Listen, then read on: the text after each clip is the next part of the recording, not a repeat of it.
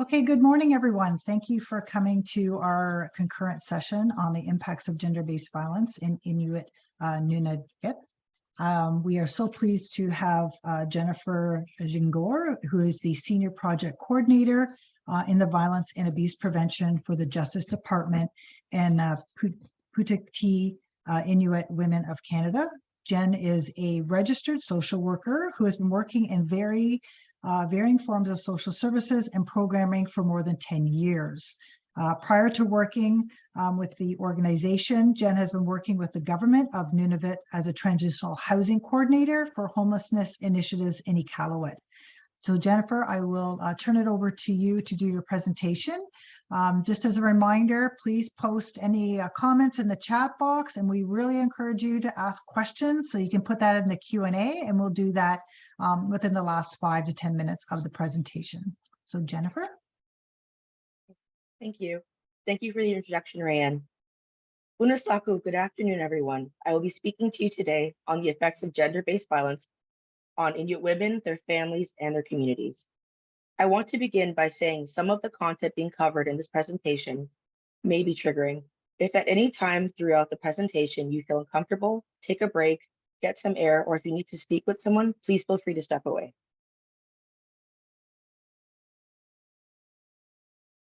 Gender-based violence has physical effects on an individual, as well as long-lasting effects an individual may need to work through for varying amounts of time across their lifespan. The impact can range from physical harm to long-term emotional distress to fatalities. For physical effects, partial or permanent disability, poor nutrition, exacerbation of chronic illness, chronic pain. For psychosocial and mental effects, anger, anxiety and fear, shame or self-hate, self-blame, post-traumatic stress disorder, which can sometimes be depicted in nightmares or recurrent distressing thoughts, and depression. Another aspect to consider when discussing the long-lasting effects of GBV from the study conducted by Pauktuutit on addressing gender violence against Inuit women, a review of police policies and practices in Inuit Nunangat, participants had voiced their concerns with GBV in relation to policies within Nunavut. Nunavut participants were especially concerned with the pervasiveness of domestic violence in their community, brought into bold relief with the death of a young Inuit woman shortly before interviews were conducted. An elder pointed to the breakdown of traditional Inuit ways as an explanation for this violence. While the RCMP had visible presence in the community, some participants believed that this presence was limited to driving around in their vehicles. Participants were also concerned about slow police response times, which in part was attributed to calls being routed through Iqaluit to then relayed to the community detachment. For some Nunavut participants, police treatment of Inuit is racialized. In their view, police officers' encounters with the Inuit are based on racialized assumptions and a legacy of tension stemming from the colonial history of police-Inuit relations, generating fear and distrust of police. Several Inuit women spoke about their reluctance to call on the police because of negative experiences they have had in the past. Other women spoke about the troublesome ways that police treated them when they reported gendered violence. These experiences have left them feeling weary and distrustful of the police. The current relationship between the RCMP and Inuit women in Nunavut communities have had significant negative effects on building trusting relationships, fostering the feeling of being unable to seek protection and help when being involved in GBV. This has impacted the communities in being able to feel as though there is protection and support within their community.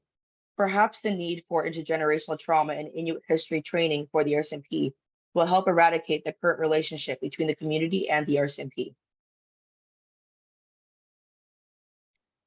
According to our final research report on the study of gender-based violence and shelter service needs across Inuit Nunangat, conducted in 2019, the following are primary determinants of violence across Inuit Nunangat: disruption of Inuit culture and identity, normalization of violence, impacts of colonial government policy, challenges with the criminal justice system, increased alcohol and substance abuse, inadequate and overcrowded housing, economic inequality and income instability, and food insecurity.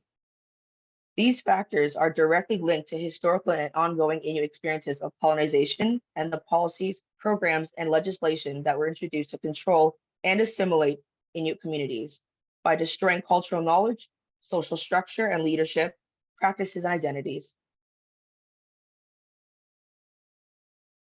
The rates of gender-based violence against Inuit women and girls is staggering in comparison to the rest of Canadians. The risk of women being sexually assaulted in Nunavut is 12 times greater than the provincial territorial average. In Nunavut, 74% of Inuit women reported experiencing violence in the home and 46% reported experiencing sexual assault. In 2016, Nunavut had the highest rate of female victims with 3,552 police reports of family violence in Canada. That translates to 10% of the population in the territory, which was 36,000 in 2016. We also know that many did not report for varying factors. The Northwest Territories had the second highest rate of police reported family violence at 2,678, and Yukon had the third highest rate at 1,007 incidents. Inuit women are at even greater risk and have one of the highest rates of spousal violence in Canada. For Inuit women and girls, these statistics represent the painful lived reality of those experiencing violence and abuse in their homes and communities. Despite the alarmingly high levels of gender-based violence, little research has explored how this violence is directly and indirectly experienced by Inuit women and girls, or what factors are contributing to the reinforcing this violence within Inuit communities. While nationally, a wide range of initiatives have been planned and implemented to address gender-based violence, a Stats Canada 2018 report states that there are many knowledge gaps with regards to primary prevention and key interventions that require more research. And this is why when research is being conducted on finding the key interventions and the effects of GBV on Inuit women and girls, there are minimal statistics to be found. Many Canadians refer to Canada's colonial history as being in the past. Yet colonial practices continue to impact Inuit women, their families, and communities today. Atrocities highlighted in the media surrounding residential schools, missing and murdered Indigenous women and girls are only two such pressing issues that can be directly related to intergenerational trauma and the colonization that continues to impact and erodes Inuit culture to today. Sadly, in accordance to national coverage of CBC News, it takes about 5 or 6 generations for an original trauma to be healed within a family or a group of people if it is not mediated by current ongoing traumas.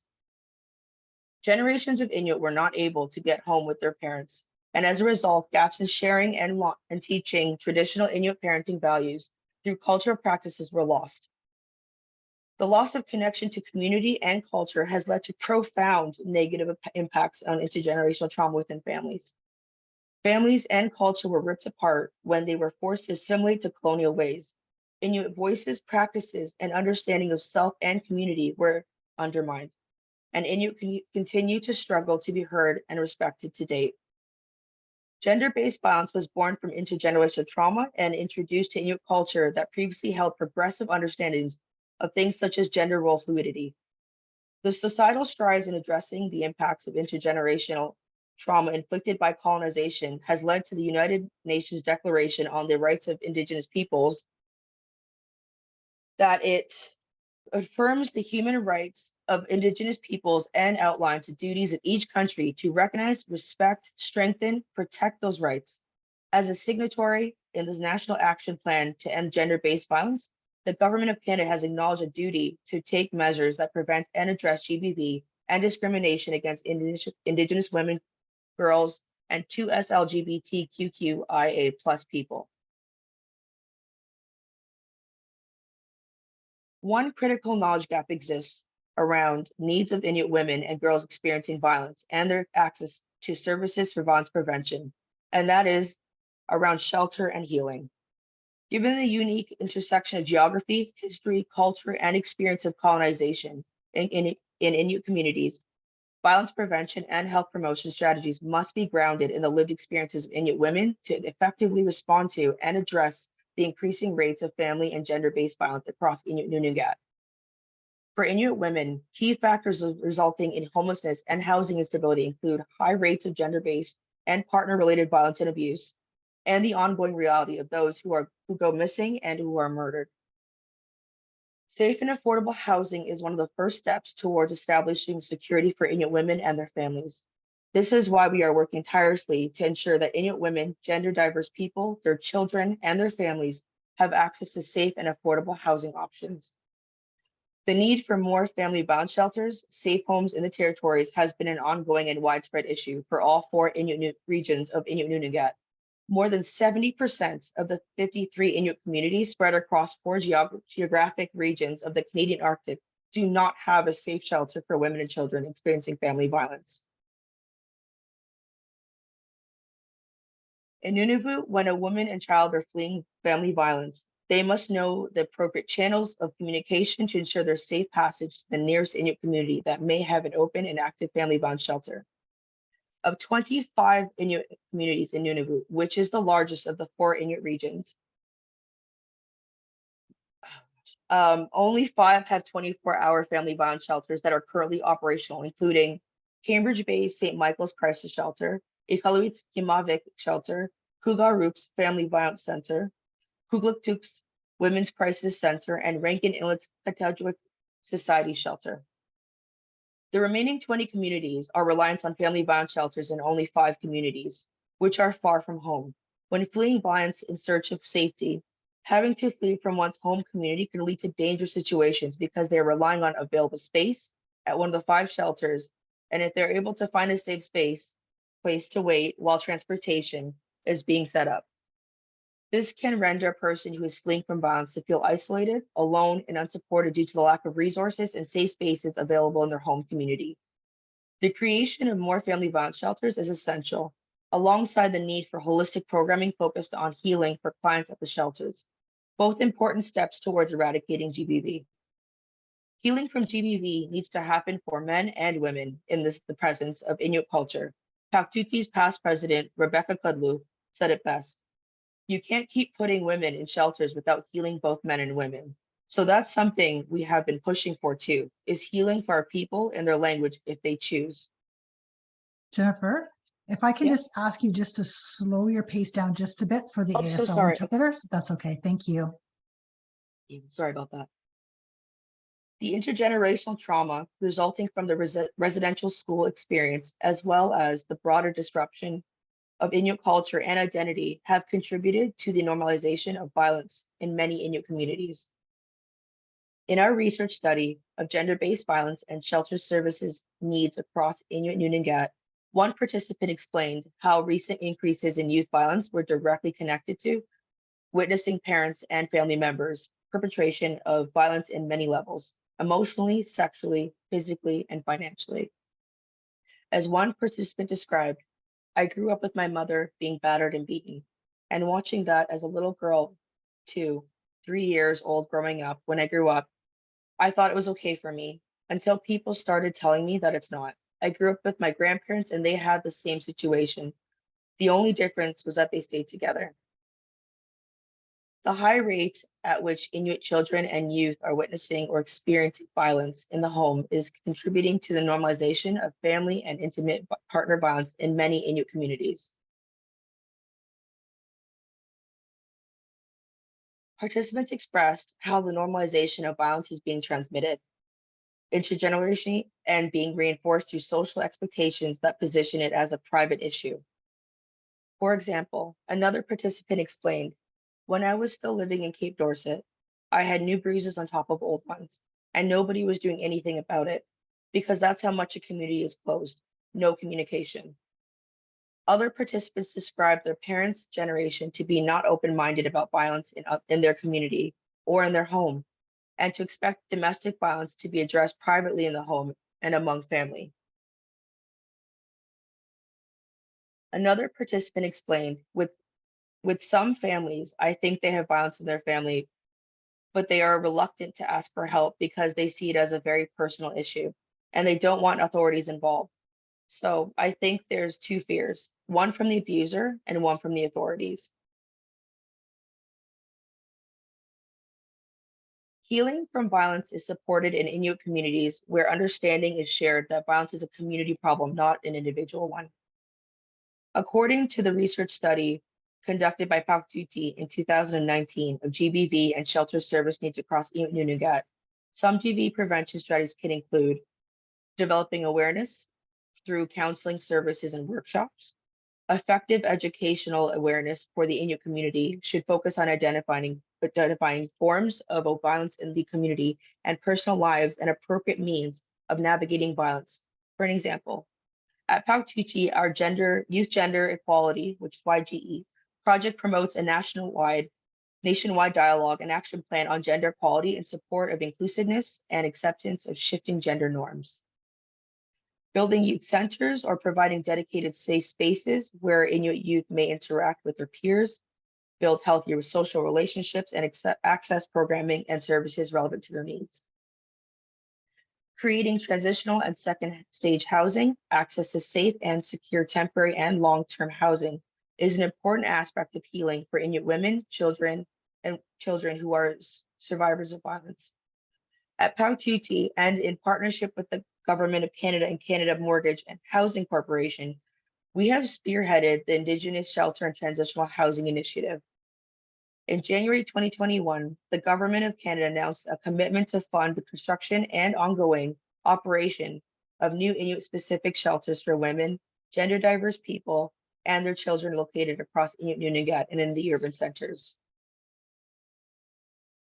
The Inuit Steering Committee is currently working towards a goal of 13 emergency shelters, 4 urban, 1 gender diverse, and 8 in Inuit Nunangat. The Inuit Steering Committee is also planning for 15 transitional housing, 8 targeted to be in Inuit Nunangat and 7 in urban centers. Access to country food-related traditional practices such as clam digging, making and sharing tea, berry picking, walks on the land, and building fires are activities that provide a deeper sense of social and cultural connections and support healing from violence. There is hope. By focusing on investing in areas of capacity building, organizations can address and eliminate the systemic barriers that prevent women's full participation in political, social, and economic spheres, and address the root causes of gender-based violence stated by the Government of Canada. This will also raise awareness on what is happening in Nunavut and what strides are being recognized and made in accordance with the high needs of support in GBV intervention and prevention efforts. To prevent and respond to GBV in the earliest stages of the emergency, coordinated activities need to be undertaken quickly and in collaboration with all partners, community groups including women, non-governmental organizations, and national authorities.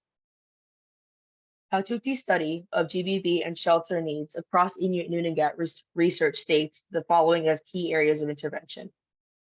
Ensuring the needs of all vulnerable groups are considered in the assessments, establishing safe and appropriate structures and mechanisms for reporting and accessing life-saving services, especially referral pathways, provision of healthcare, psychological and social support, and security services in the first responses, raising awareness in the community on how to support survivors to access services and how to play a role in mitigating risks.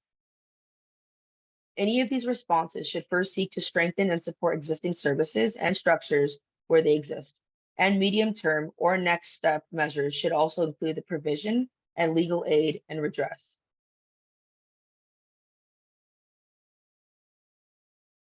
Community is one of the most powerful tools in an anti-violence movement, which some communities may feel shame engage in victim blaming or prescribe harmful gender roles. Communities can also empower Inuit women, collaborate on prevention and intervention, and collectively shape new norms of gender democracy. Many participants in our Engaging Men and Boys project describe the need for holistic programs and services that address social challenges in Inuit communities by reinstating access to cultural practices, identities, and social relationships. Specifically, supports are needed to address many of the health issues related to violence against Inuit women and girls in communities, supports like healing and counseling programs directed at alcohol and substance misuse and intergenerational trauma. Participants emphasize it is crucial these supports be Inuit specific and integrate activities, workshops, and training to reconnect Inuit with land and Inuit values and Inuit culture. The promotion and awareness of gender diversity has also set a new precedence for dismantling gender-based violence.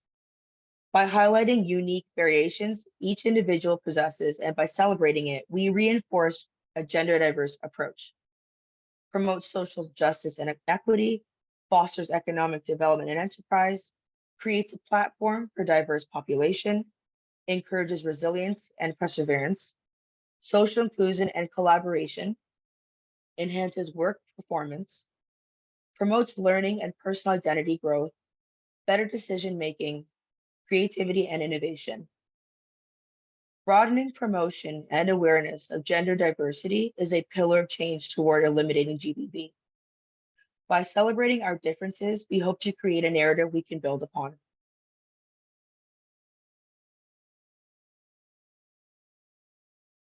Since its creation, Pauktuutit has been a leader in a broad range of sensitive and timely issues in the areas of violence and abuse prevention and administration of justice, health, and socioeconomic development.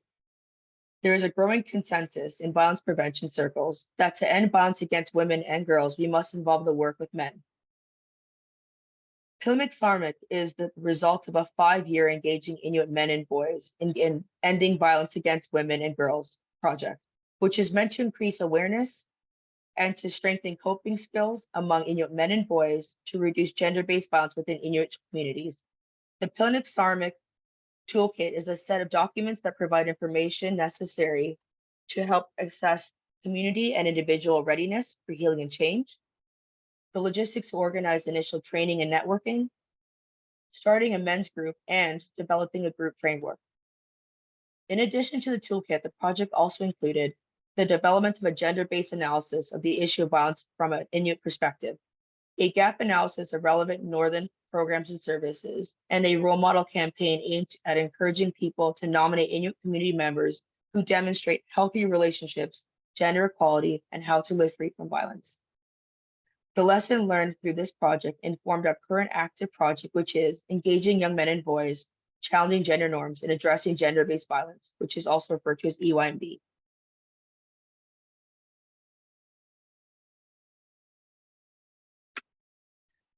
Our findings from the Men and Boys Project I just spoke of emphasized the significance of young men and boys methods and approaches for a deep engagement at the community level, the importance of collective voice by establishing and supporting small peer groups, the critical need for a locally driven versus a one-size-fits-all approaches, and the need to engage young men in the work to change the broader social norms and structures that contribute to harmful gender stereotypes, contribute to inequality, and fuel GBV. Drawing on our research findings, we designed our EYMB project that will guide and promote the development of healthy communities through building an Inuit-specific parenting life skills program for Inuit young men and boys to initiate conversations around masculinity, relationships, community, and violence as it relates to raising healthy and happy children.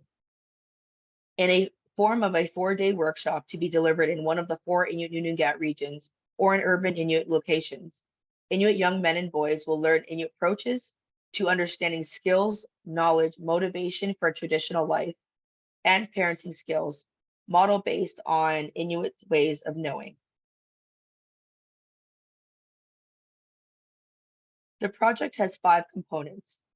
Number 1, ongoing consultations with engaging men and boys role models to develop and implement local curricula on GBV and explore their ideas and strategies for engaging young men in the community.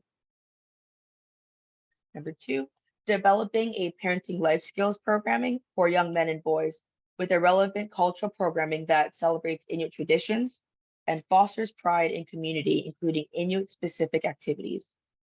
A 4-day pilot program in partnership with local facilitators involving young men and boys, supporting a network approach to strengthening engagement across Inuit Nunangat and urban locations, and supporting the dissemination of activities and knowledge related to project findings. And 5th, developing a parenting life skills toolkit for young men and boys. The aim of the toolkit is to provide guidance to plan and facilitate a parenting life skills workshop for young Inuit men and boys, share the ever-growing body of Inuit knowledge on mental and emotional skills, healing, and Inuit parenting, and to contribute to healthy families.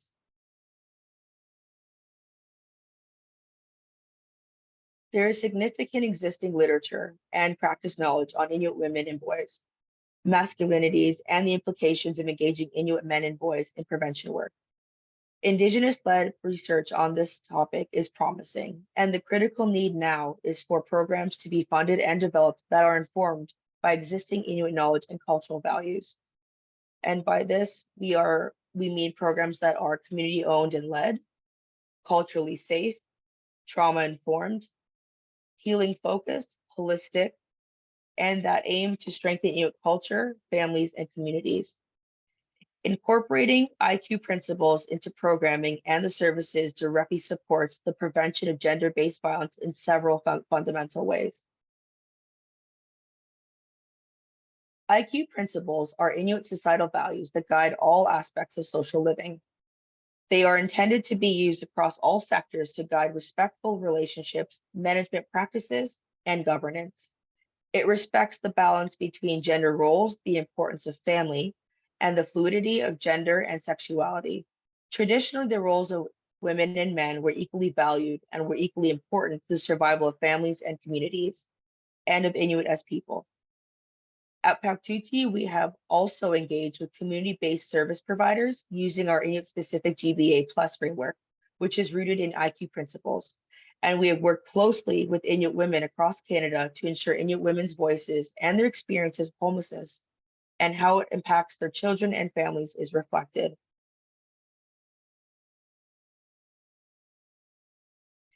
Pauktuutit has developed and implemented an Inuit-specific gender-based analysis plus framework as a policy and research tool to fully incorporate an intersectional approach to understanding the many personal, psychosocial, economic, and political factors that shape the lived reality of Inuit women living both within and outside Inuit Nunangat. Our Inuit-specific GBA Plus framework requires deep respect for Inuit worldview, values, and knowledge, and it requires a sharing of power whereby Inuit determine the policies and programs that affect their lives. The Inuit-specific GBA Plus framework requires users to view their analysis through an Inuit lens. This is not a simple undertaking, and it requires seeing issues in the context of Inuit sovereignty and in the light of Inuit epistemologies and worldview. An Inuit-specific GBA Plus approach also creates space to amplify and prioritize the perspectives and priorities of individuals and groups such as Inuit women and gender diverse Inuit who are traditionally systemically neglected or ignored. Pauktuutit's Inuit-specific GBA Plus framework sets out ways to effectively include data and important information about Inuit, take account of Inuit values, experiences, strengths, and diversity, and ensure effective engagement as policy is developed, implemented, and monitored. Our framework takes strengths-based approach that is based on the beliefs that Inuit women, their families, and their communities have existing strengths, experiences, and capabilities, have resources, and can learn new skills and solve problems, and can use existing competencies to identify and address their own concerns. This framework also results in strong analysis that is reflective of Inuit women and will be key in the development of policy and programs that contribute to equity for Inuit women when compared with all Canadians. Campaign messaging with Inuit or other Indigenous folks as the intended audience is often centered around deficit versus strength-based knowledge. There is a risk of painting one kind of picture of Indigenous and the reality. Highlighting trauma, violence, and other social determinants of health are important factors to include when we are thinking about solutions to help systems gaps. However, there is much more to consider. It is important non-Inuit service providers or those working in health and social programming learn the principles of harm reduction, notably overlap with Inuit social values. By employing a strength-based trauma-informed approach in all our work is key, including public service and awarenesses, raising language and messaging.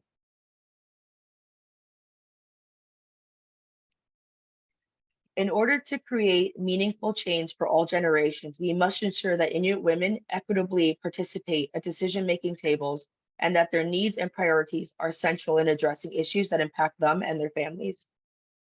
When Inuit women participate fully in public forums equitably, we all benefit from the diversity of their knowledge and experiences. It is essential to address funding and coordination gaps in developing contingency plans and integrating community development planning approaches in such frameworks. Also, it is necessary to apply an Inuit-specific gender-based analysis plus lens to all work in ending gender-based violence, as well as to ensure funding is targeted to support the key roles Inuit women should be playing in leading the work and implementing promising practices. We must also acknowledge the issues like intergenerational trauma, mental health, and substance misuse as contributing factors of homelessness and vulnerability. To address these intersectional issues, Inuit require access to strength-based, wraparound, culturally relevant, gendered approach supports and services. I want to thank our gracious host, CNPEA, for inviting Pauktuutit to share expertise, and want to thank you all for giving us the attention. Kunami. My director, Sean, and I would be happy to address any questions you may have. Great. Thank you so much, Jennifer. We really appreciate this is an overview of all the programs and services that you have, including, highlighting some of the gaps that we see, but also those strategies, the prevention strategies, and which kind of aligns with the keynote speaker talking about the need for education, prevention, and we know those basic needs around housing and shelter services are, and addressing poverty and all the food insecurity are so important as well. We do have a couple of questions here. Deborah, just want to know, is there a commitment and timeline to some of the programs that you're talking about? We know that there are many promises for funding to build the safe houses and support to meet the needs of our communities. Is there a timeline to meet this great need? Sure, I can take that, Jennifer, if you'd like. The Inuit-specific shelters and transitional housing initiative that, in collaboration with CMHC and the Government of Canada, has reached a significant milestone, and in fact has just recently set a timeline for submission for proposals to December 31st for applications for emergency shelters and transitional housing in both urban centers where Inuit move and across Inuit Nunangat. And in fact, $1 per urban center where transitional housing or emergency shelter may be built, and $7 million per community in or across Inuit Nunangat in one of the 4 Inuit regions. So those applications are being received now. There have been some successful proponents, and in fact, CMHC in collaboration with Pauktuutit has made some assessments of those applications and has commenced with 9 emergency and 2 transitional housing contracts being awarded to the successful proponents. CMHC's committed, as I said, specific dollars for urban transitional and or emergency shelters, and for emergency and or transitional housing in the northern areas. For example, as you can imagine, in Inuit communities in each of the 4 regions across Inuit Nunangat, costs are quite high to contract and to build and organize this type. So there is progress being made. Thank you very much. Great. Thank you so much for that great response and lots of detail there about what the funding and the time, the commitment from government as well to make this happen. Just there's another comment and question. Support for men is a systemic gap that we've identified in many northern, rural and remote regions across the country. Do you have any insights as to how this is being addressed in your region? One major barrier that we've identified is that funding primarily focuses on women, and therefore men are never supported in their healing, which contributes to that cycle of violence. Mm-hmm. So as Jennifer mentioned in the presentation, we've just wrapped up a successful 4-year project that focused on men and boys in addressing violence against Inuit women and girls. We've been successfully funded for another project we're calling Engaging Young Men and Boys. And in fact, our first workshop is scheduled for one of the very far north communities, Ulahaktak, The team will be heading there in collaboration with the community and presenting a 4-day workshop focused on young men and boys. And that's one community in one Inuit region. As Jennifer mentioned, Pauktuutit is a national organization representing Inuit women in both urban centers and across the country. And for those of you who aren't aware, that includes 4 Inuit regions, from coast, northwest to north coast to northeast coast. And so in collaboration with those regions to deliver those next round of train the trainer model workshops with engaging young men and boys. Now, there are other initiatives. Often we find communities are very eager for these supportive tools to work in community and then adjust according to their regional and community specific values and practices, because of course each region is unique and each community also is unique as well.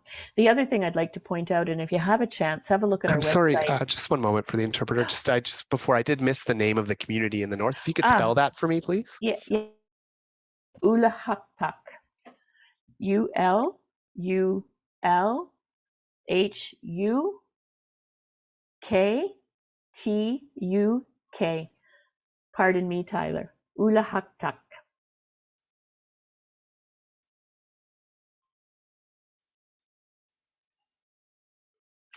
Thank you. And so what I was going to mention also was our national role model campaign. And that was an outcome and a deliverable of our Women and Gender Equality funded Engaging Men and Boys project, where we had a national call for nominees for both men and women role models in Inuit communities. So across Inuit Nunangat, we have been working to engage regionally, but also with community for projects focusing on men and boys. Thank you. Thank you. Does anybody else have, oh, there's another question, I think. Just a question of the excellent workshop covering so many of the identified gaps. Are your facilitators from the community who understands those issues? I guess in that, and they're building on that, is the training maybe that's provided to those facilitators, or is it a team that travels? Actually, thank you for that question. Jennifer, you look like you want to add something also, so I'll speak and then hand it over to you. Our typical model out of Pauktuutit is that we work with facilitators in each community that we go to, recognizing the variances and the unique aspects of each community and regional differences and unique aspects culturally, but also language as well. There are many dialects of Inuktitut or Inuktitut spoken across the north, or Inuit Nunangat. And so we work with local facilitators when we go to community, and we engage in a train the trainer model. Great. Jennifer, I think that also helps with that sustainability as well. Absolutely. Yeah. Do you want to add anything to that, Jennifer? No, I think you expressed it perfectly. Thank you, Shauna. I did just put the link into your website where people can access further information and resources. So if everybody wants to have a chat, we will be posting any of the links that we have in the PowerPoints after, or other posts as well. If does anybody else have any other questions? I guess one of the questions I had written down was around that adaptability of the programs to other communities, but I think you kind of answered that in terms of for the rural and remote areas, that people can address the unique needs of their communities to make it to their own services and supports, etc., to meet their the services that they have. So so that's great as well. I'd like to add something to that, if I may, and that is that many of our projects funded by third-party providers, often the Government of Canada and other funders, are guided by an advisory committee. And those advisory committees are made up of Inuit participants representing each Inuit region. And so we're really, all of you have heard nothing about us without us. Many of our First Nation collaborating groups use that language, and also many Inuit say in meetings, nothing for Inuit without Inuit. And so Pauktuutit, being a national Inuit organization, even though neither Jennifer or I are Inuk women, we work for an Inuk woman board. We consult and are advised by an Inuit advisory committee representing each region and urban centers. Great, thank you. And I think it's good to have, clarify that, and, developing programs with individuals from the community makes so much sense. They're the ones that are receiving it and going to be utilizing it, and they know what they want, what meets their own needs, right? In terms of external people coming in to say, here's what we're going to, do. And that I think that's imperative in terms of programming and development, for all communities as well. I don't see any other questions posted, so I do want to thank you for your presentation. There was another thank you from Deborah, who did our opening remarks as well. Just thank you for sharing your information, and wishing you all the best in your ventures. And I know that she probably will be looking up your resources as well from the work that she's doing. So thank you all. Again, this information will be posted, as well as the links in the next few days onto our website. We see some hand clapping for people, so thank you for your presentation, and we will take a break in the next presentation for the panel, which is an interactive panel with 4 different organizations, which will be led by Women Act, who will be moderating that session. We'll start at 1:15. So again, take this opportunity to network with our speakers. If you have further questions, you can do that online on Feedloop when they go back online to Feedloop, and have any further questions that you might have. So thank you, and we'll see each other in about 15 minutes. Thank you. Thank you. Thank you.